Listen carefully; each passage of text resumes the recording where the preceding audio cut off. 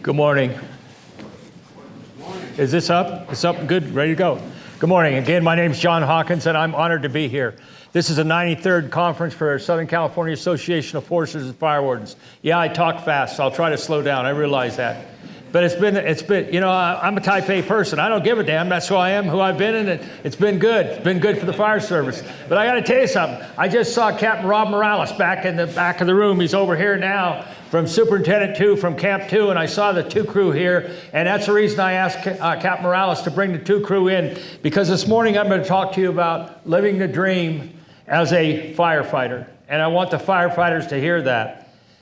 So I'm honored to be here. Fire Wardens, Southern California Association of Fire Wardens does so much for everybody. It's done so much for me. It's done so much for the fire service. We're better for it. Look around the room and think about all of us that are here have come for many years and have benefited from this.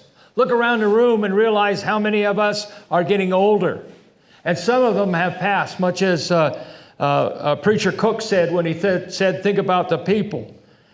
As such, when I was asked to speak, I'm going to just capture a couple of notes a minute.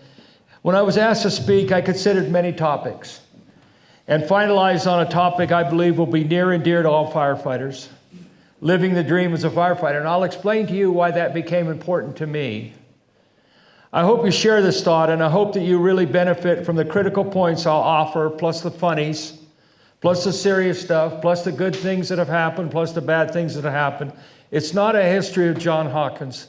This is a history of being a firefighter and doing the things that I've loved to do. I lived the day from Dream 1, but I didn't realize I was living the dream until an event occurred after the Cedar Fire, which I'll explain in a little bit. I still live the dream, and I'll be buried living the dream. I'm damn proud of my commitment to the fire service over myself, always above myself, and always will value the fine relationships that have been established, such as with Chief Tripp. Some ask me about retirement. Yes, I miss the good people, and I miss the emergencies. I sure as hell don't miss the unnecessary stress and drama. So now, I was born in 1947, which makes me next week 76 years old. 76 years old. Thank you, but that's enough of that goddamn hand clapping. This is not about me, this is about the people in this room. I wasn't born to be a firefighter. I was born in Nevada City, California. I had a wonderful father and mother and a brother. My father was a volunteer firefighter, and it probably led to me being a firefighter. I'm sure it did, because if nothing else, his connections within the CDF Ranger Bob Burns probably got me in the door. I played baseball and football in high school and college. I loved baseball, but I wasn't good enough, and I never played hard enough with what I had, what I could bring to the thing. So June 8th, 1964, I became a seasonal firefighter with CAL FIRE at Nevada City Station. And it was a wonderful deal. My dad dropped me off at work because I never had a vehicle. But he told me something that stuck with me for the rest of my life. He said, John, be a willing worker. As he dropped me off, he says, be a willing worker. I offer that to you as a takeaway point today. Soon I became addicted. I love working for CDF. Even though the first assignment, the first week, it was raining and stormy like this in Nevada City, and we were stripping floors and waxing floors. But that's what we learned to do in discipline, and it brought us around, so we did the right thing.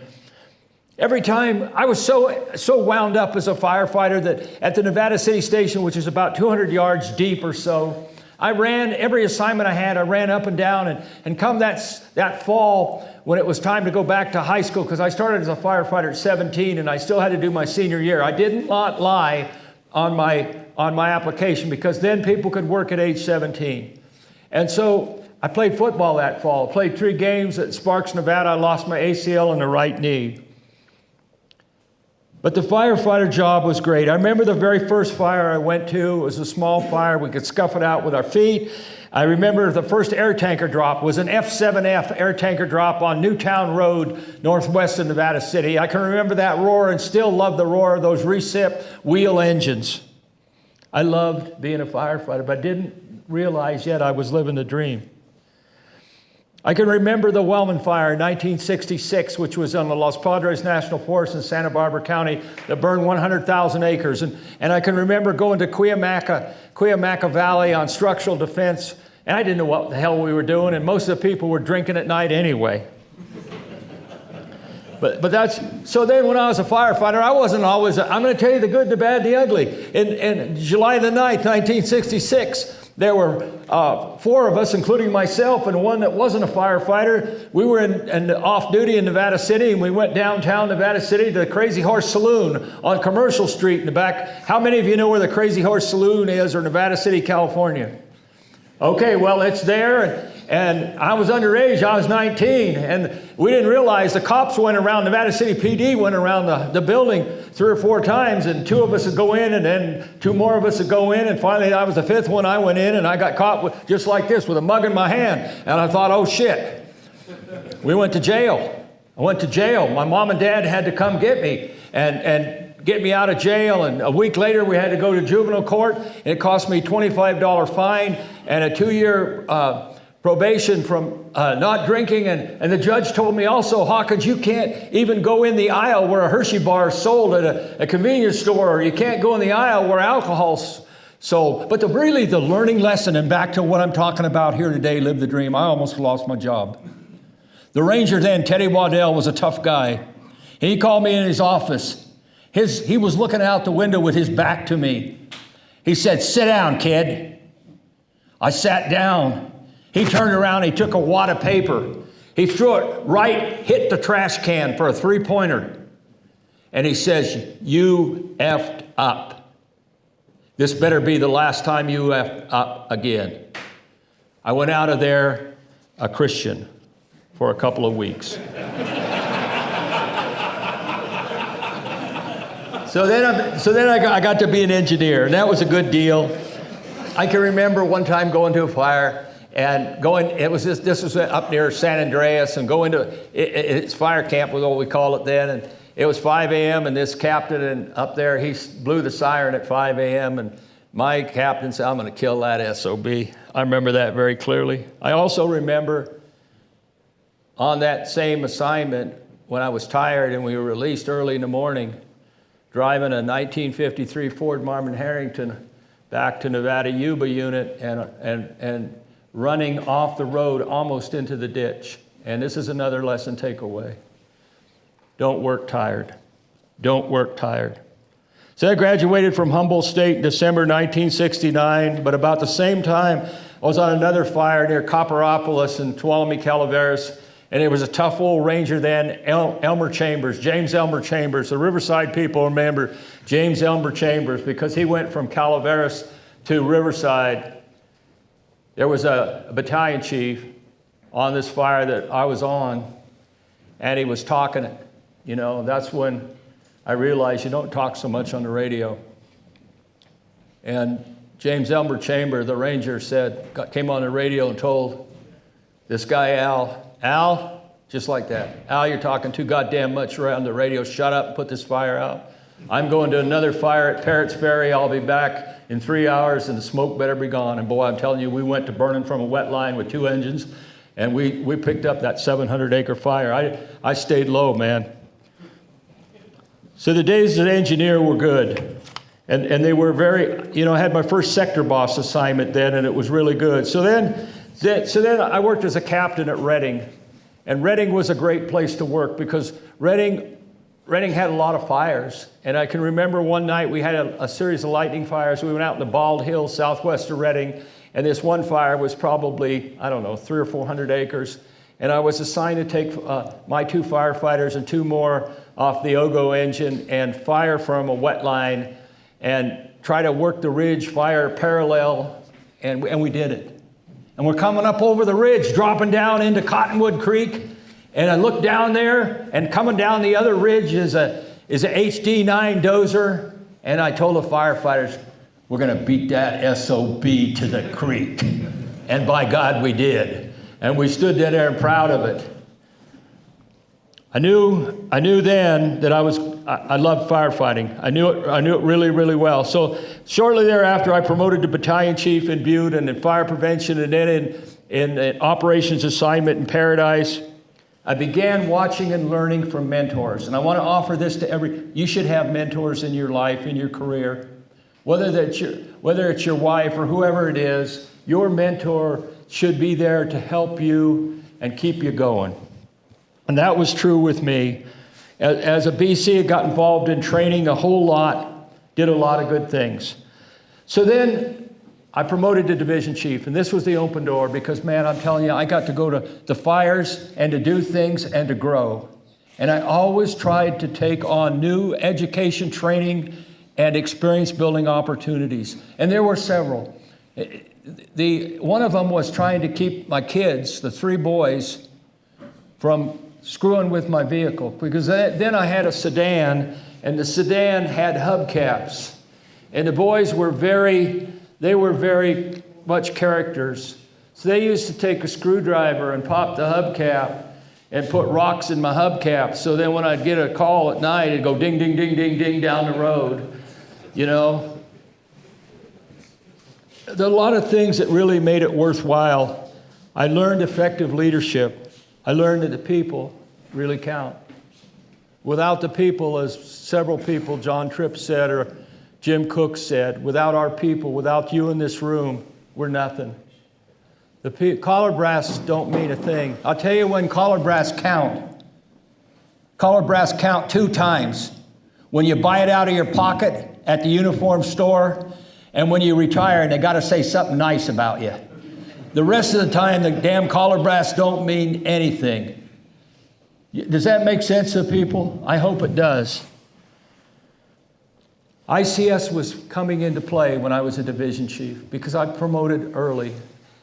In 1983, California went from the large fire organization to ICS. That meant major training and transformation for everybody. It meant an opportunity for me. I loved to study ICS, and I became, with CAL FIRE, what was called an ICS advisor, and to help other people be able to apply ICS in different situations. But really, several fires were formative for me, including a dough mill fire just across the canyon, Butte Creek Canyon, from where we lived in Paradise. And I can remember my wife, when I would go home at night to get a couple hours sleep, the boys would wake me up and they'd say, "Hey, Dad, we rode our bikes out on the ridge. We saw those borate bombers." And I'm thinking, boy, we got a long ways to go. But then nepotism in CDF was alive and well. And all 3 boys were firefighters. And that was special. I got a letter of reprimand one time when a Sacramento staffer comes out of Sacramento with a new budget program, a new counting system called CalSTARS, I think is what it was called. CalSTARS? Well, it was an all-day session in Reading. And the lady was trying to present it really, really well, but it wasn't going very well. And in those days, when we had training sessions like this, people went out to lunch and they were wet sessions. I didn't drink that day, but several did. And they came back and they were conducting their own sessions in the back of the room and laughing and stuff. And I tried to be a smart ass, but tried to calm it down. And I asked the lady, Norma, did you consider the 7 P's as one of your budget codes? And she said, well, Chief Hawkins, what are the 7 P's? And I said, proper prior planning prevents piss poor performance. 5 minutes later, the meeting was over. That was a Thursday. By Tuesday the next week, I had a letter of reprimand that came out of the region chief. But it was presented to me by Bill Tye. How many of you know the author, know Bill Tye, the author? Okay, Bill Tye was my boss then in Butte. And when Bill gave me the letter, it was cool. He tore it up and he said, this is an overreaction by you, by the department, and probably by me. And he tore the letter up in front of me, gave it to him, and he said, you probably want to save this. And he said, go out and put out a fire. And I did. But I got in trouble. That wasn't the only time. Along the same time as a division chief, I was given the opportunity, and the Cal Fire CDF gave me a lot of opportunities. And I want the people to think about living the dream as a firefighter is about taking challenges and making them opportunities. And so along the way, I was given the opportunity to go to the Federal Advanced Incident Management class at Marana, Arizona, S520. I went as a student, having never gone to S420, Command and General Staff. I went in, and it was an interesting assignment. It was a 2-week class, and at the end, there was a major simulation, and did well. Came out of it fully certified as a Type 1 IC. Went on a federal team, California Incident Management Team 1, under then a great guy, Jim Stump. Jim Stump one time took my 37 millimeter flare pistol and blew it up. He shot so many rounds, he blew it up. We had to make an emergency phone call in the middle of the night to some contacts on the Cleveland National Forest and have them overnight a bunch of new rounds of those double stars. How many of you are familiar with the flare pistols? Flare pistols, and they have, the old rounds had two stacked loads of phosphorus in them. They're called double stars. And they'd fire about 200 yards. And man, you could boom, pop them off. Well, Jim popped off so many rounds, he blew it up. So we said goodbye to the gun. It was, the federal assignment was very formative for me. It was very valuable. Along the way, I got a lot of different certifications. I can remember one time I got an assignment. This is going to be a tougher story. Not everything is fun and games. I got an assignment during a 1999 lightning complex in Butte from then the unit chief, Bill Sager. And he says, John, I want you to go over to Bean Creek Road out of Hart's Mill. I can't tell you what your assignment is, but I'll call you on the way and tell you. I didn't know what to expect. I got on the road, and I'm driving over there, and I get closer, and finally I get a phone call. And it's Dale Walters, who was then the incident commander, and he says, hey, John, you're going in on a fatality. I said, is it a firefighter fatality? And Dale said, no, it's not a firefighter fatality. It's a civilian fatality. So I went in Bean Creek Road, which was Ponderosa Way, and it was surrealistic. The fire had gone out on its own or knocked down by air tankers. Ran to the top of the ridge. I got to the edge of the fire that was burned out, and it was it just went from green to black. And as I walked down this road, dirt road, which is now all encrusted with ash, I see a pickup in a draw below the road. It's off the road. I think, well, maybe that's an old accident, but it wasn't. It was a lady who had run off the road and perished. And when I went down and looked, there she was, burned. And I'll never forget the facial features. Her facial features there was nothing left to her face except bone. And it reminded me of the German in the original Indiana Jones and the Temple of the Doom show. And the story then became more apparent as I met my buddy, Battalion Chief Mike Schrock, coming from the other way. Mike said, you see her, John? I said, yeah. He said, her husband's alive down the road. In the course of panic and leaving their house with the fire coming upon them, the husband went one way, and the wife got turned around and went the other way. And then she tried to do a U-turn to get out of the way of the harm's way, and the fire overran her and burned her. So those assignments are the things that you remember. And part of the reason that, very honestly, my medical disability retirement is 20% for being nuts. And I'm not afraid to say I am nuts. That's the reason that I come up here to entertain you. Along the way, Steve Brown was my boss, and he taught me to take every training class and save every certificate possible. But a fire that became at the end of my division chief assignment in about 2003, there were several fires, but one of them became very valuable lesson for me, and it started October 25th, 2003 in Cedar Creek Falls, east of Ramona Country Estates, and it ended up being the Cedar Fire. Then I was an IC on California Team number 5, or CDF Cal Fire Team 5. And we were assigned to come south to the Cedar Fire. And there were several things that happened at the Cedar Fire, including, I'm going to tell you the story about what happened prior to Rucker, Steve Rucker getting burned, because a lot of people don't know.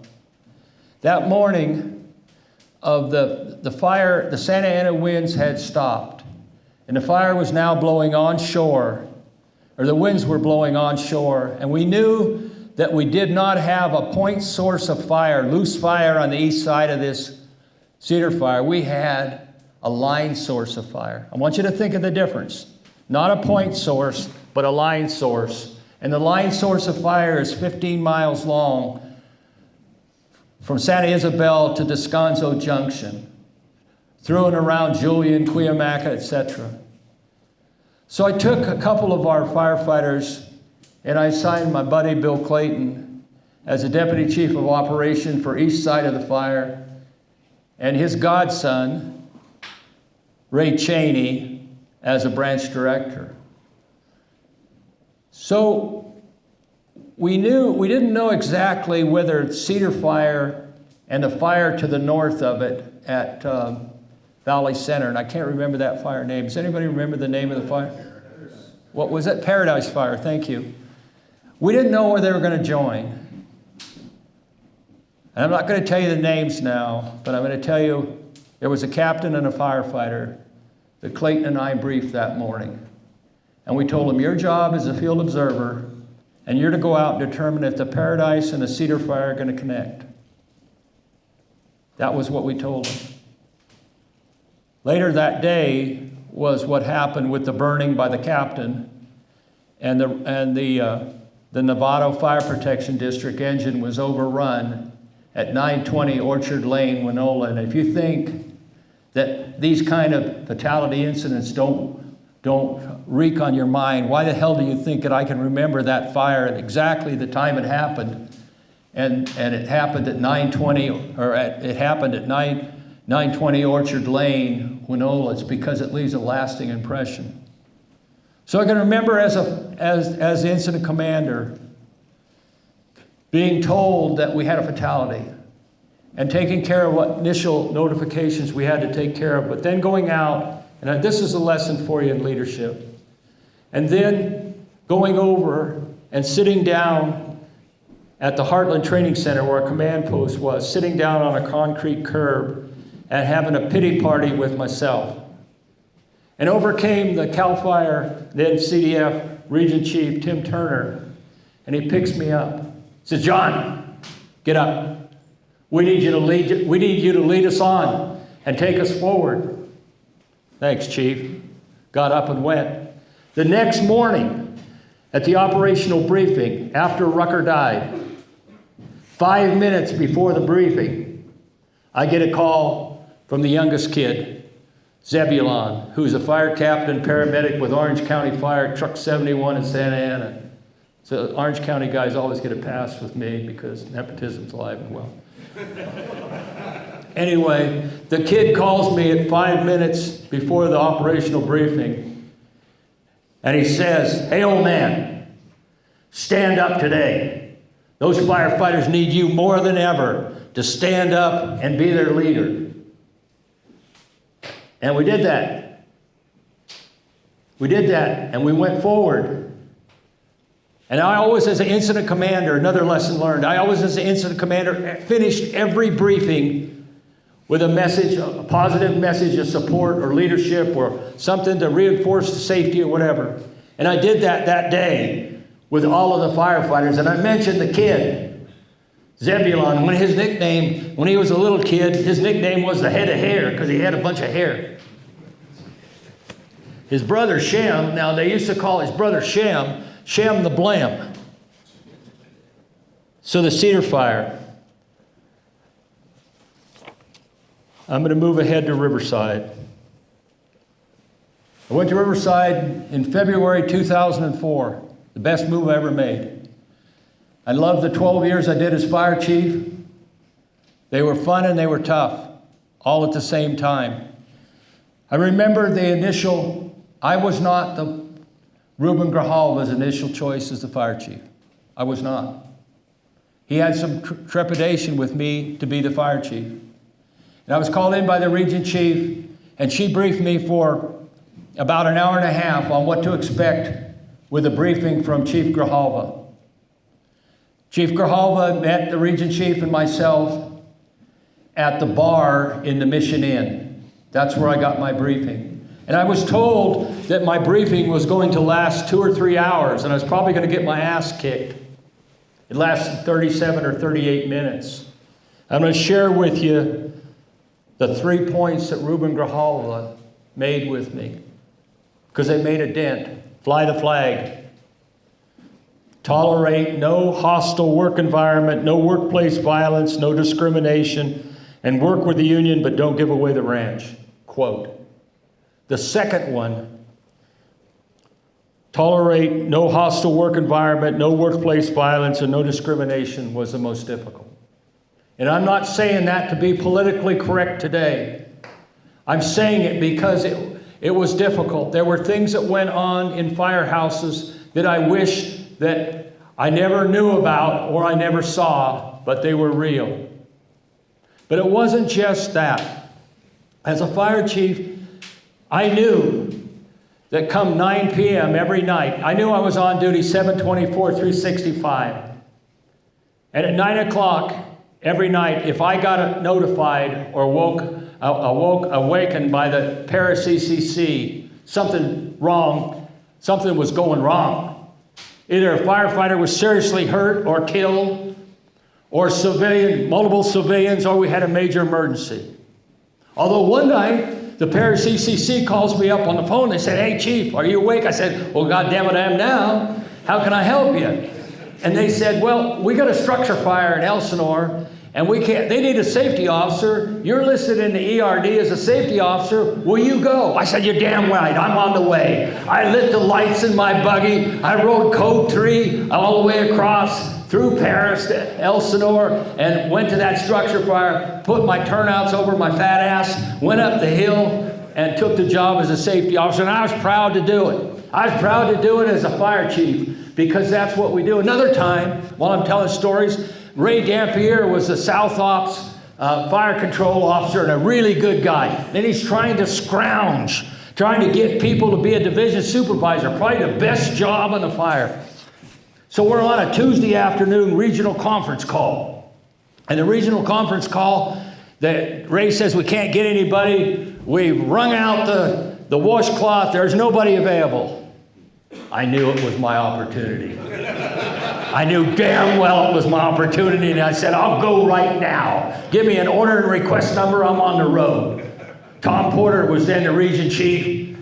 And he kind of hemmed and changed the subject. It took him a few minutes because he didn't talk real fast. Tom Clock didn't run very fast. I didn't go. They had another lesson learned from Becky Robertson. One time on a conference call and with Sacramento staff, and I created a lot of hardship for myself with some of my comments. One of my comments that I made was, the Tehachapi Mountain Range, and I lumped all the mountain ranges down here together as Tehachapi Mountain Range is the best natural dam in the world because it keeps all the Sacramento bullshit out of Riverside. Well, I'm on a conference call,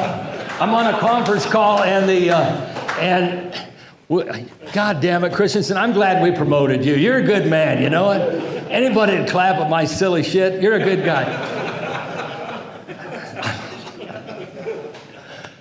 So Becky Robertson, she was a great boss. She's deceased now. She died of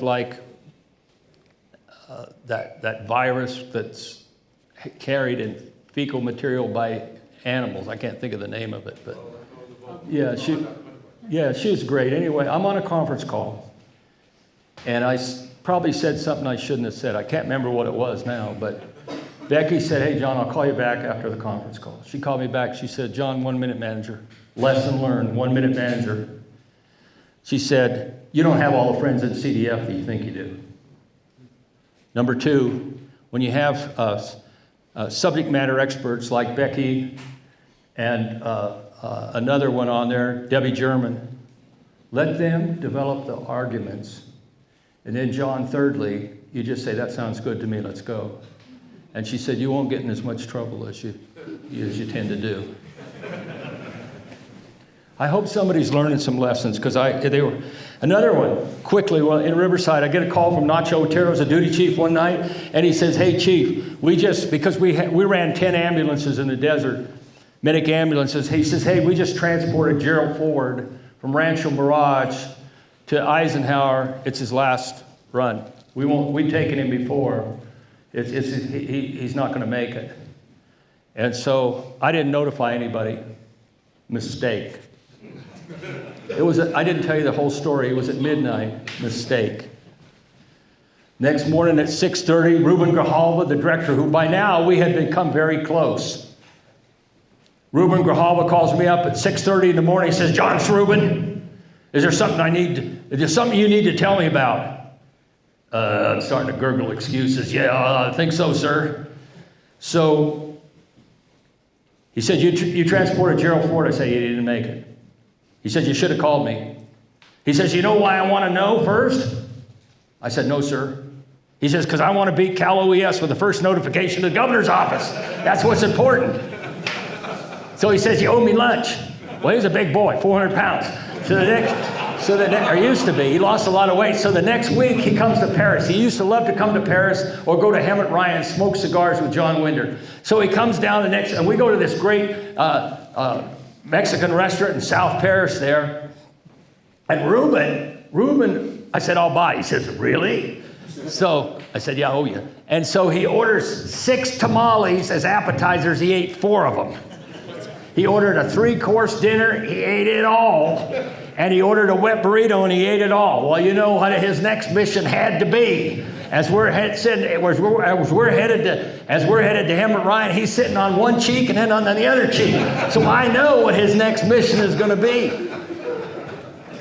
He was a great boss. So on the Esperanza fire, Ruben calls me after the terrible deaths, and he said, John, Ruben, always went the same way.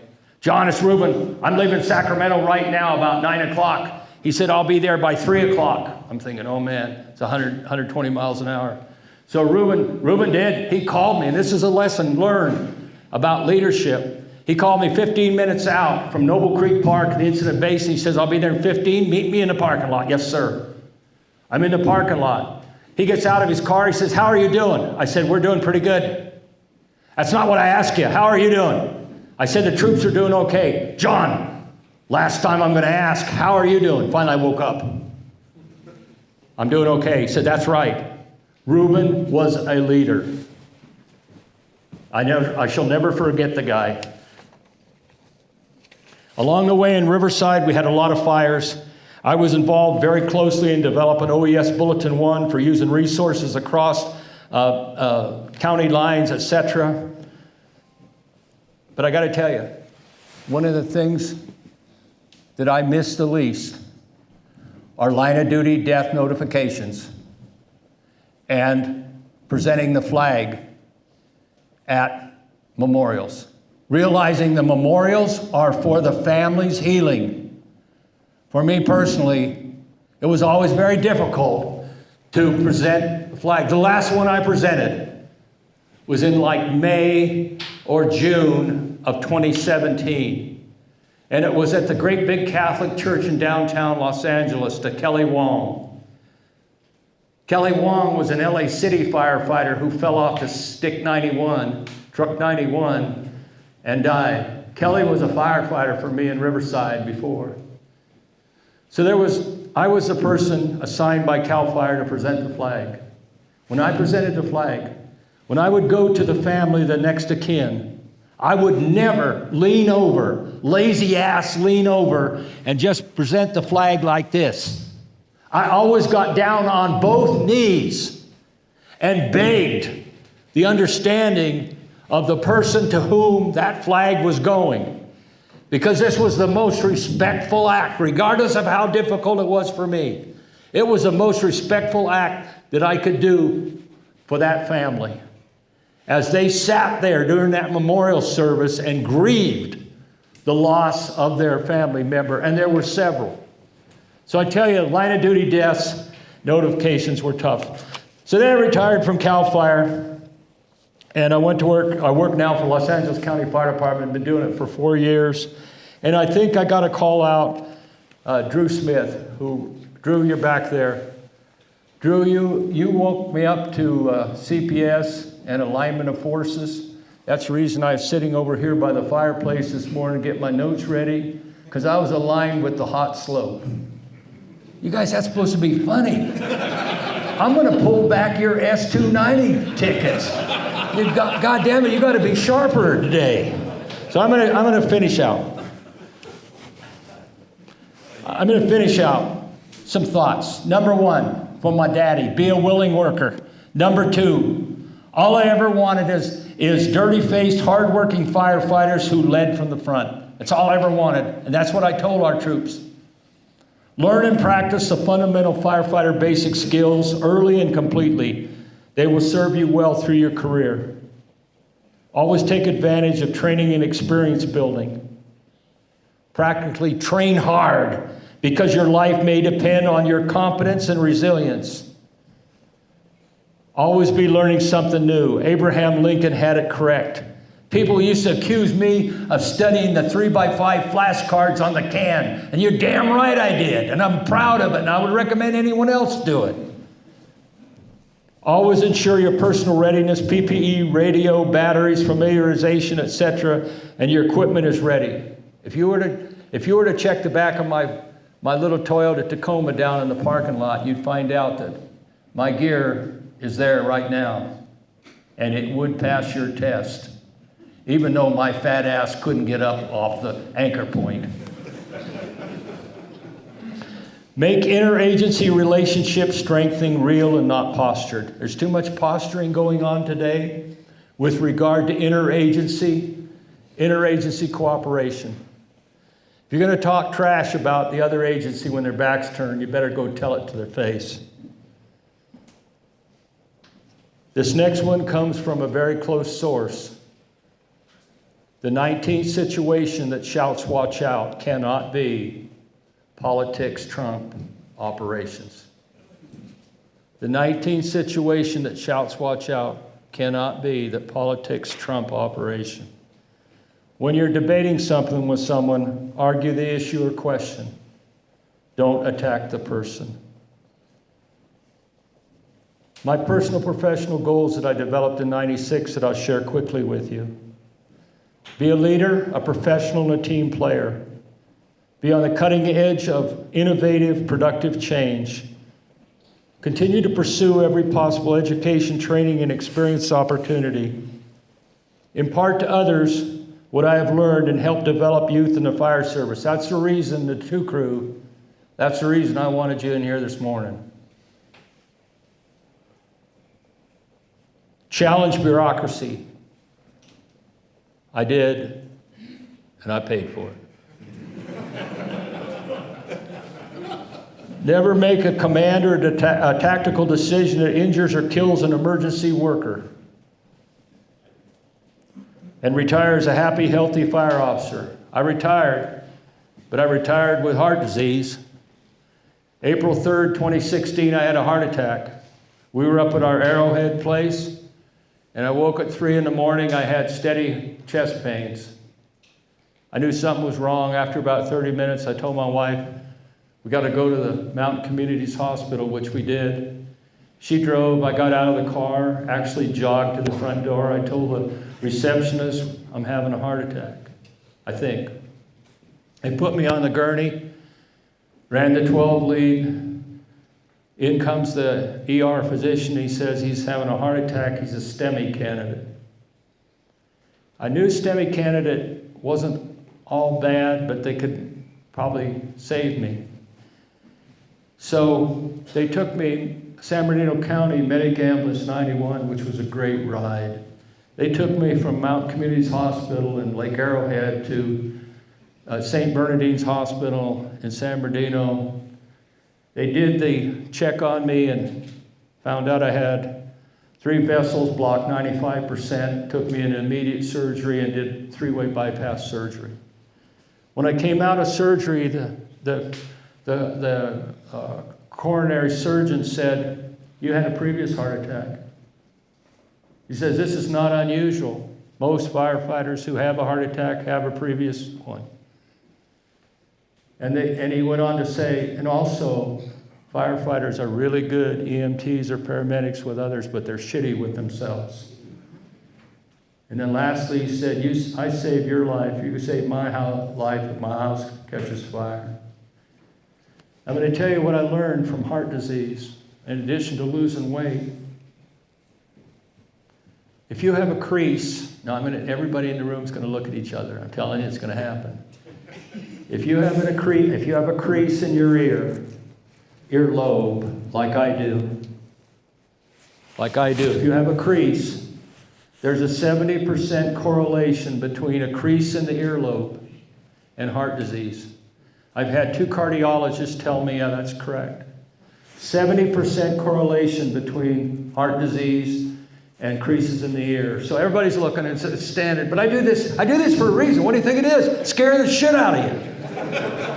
Firefighting is tough business. As much as I talk about live the dream. So I'm going to go ahead now. When you're at the fire corral, being pretty doesn't get it done. But being professional and hardworking makes for a great start. Take lessons as just valuable lessons and not a personal attack on you. Lead from the front. Make a difference. Don't let the naysayers get in your way. When speaking, this is from my former CEO, Riverside County CEO, Larry Parrish, Hawkins. When you're speaking, be brief, be brilliant, be seated.